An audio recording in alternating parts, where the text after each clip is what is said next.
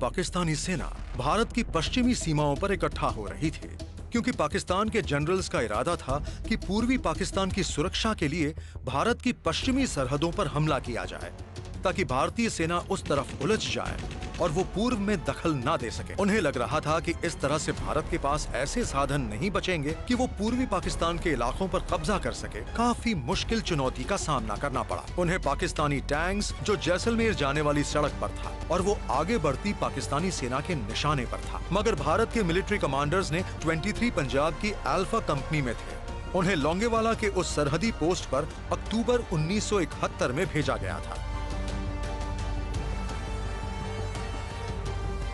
लोंगेवाला की अहमियत इसलिए भी ज्यादा थी कि वो रामगढ़ लोंगेवाला और साधेवाला जाने वाली सड़कों के टी जंक्शन पर था, और अगर पाकिस्तानी सेना लोंगेवाला पार कर लेती तो बड़ी आसानी से जैसलमेर तक पहुंच जाती।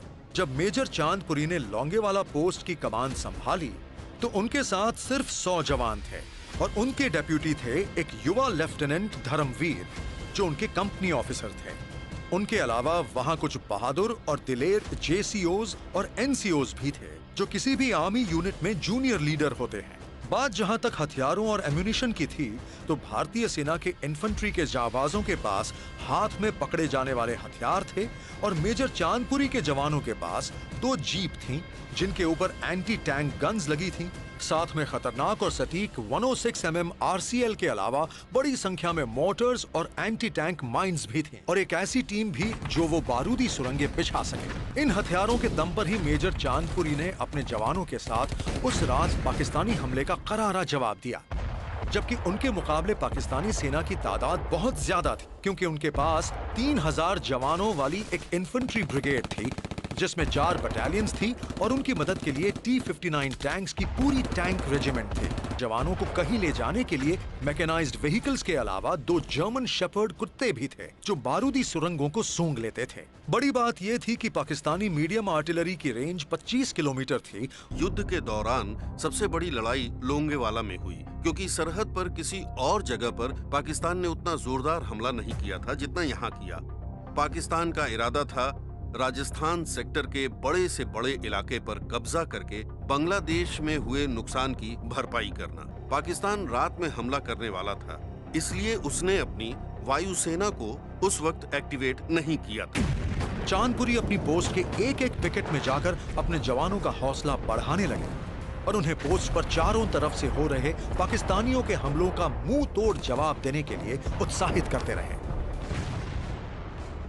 4 और 5 दिसंबर सन 1971 की पूरी रात मेजर कुलदीप चांदपुरी और उनके साथ साथ 23 पंजाब के उनके दिलेर जवानों पर पाकिस्तानियों ने जबरदस्त दबाव बनाए रखा। उसके अलावा मेजर चांदपुरी और उनके जवानों पर पाकिस्तान की आर्टिलरी सीधे गोलाबारी कर रही थी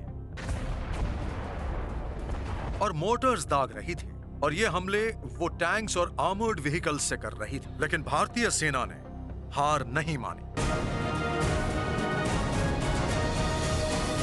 Prime Minister Narendra Modi will today light the Swarnim Vijay Mashal at the National War Memorial in Delhi to kickstart the 50th anniversary celebrations of the 1971 India-Pakistan War. The Prime Minister will light the mashal from the eternal flames at the memorial. Flames will also be carried to the villages of the 1971 war heroes, the Defence Ministry said. In December 1971, Indian forces secured a decisive and historic victory over the Pakistan Army, which led to the creation of Bangladesh. It also resulted in the largest military surrender after the World War II. 93,000 Pakistani troops had surrendered after the defeat.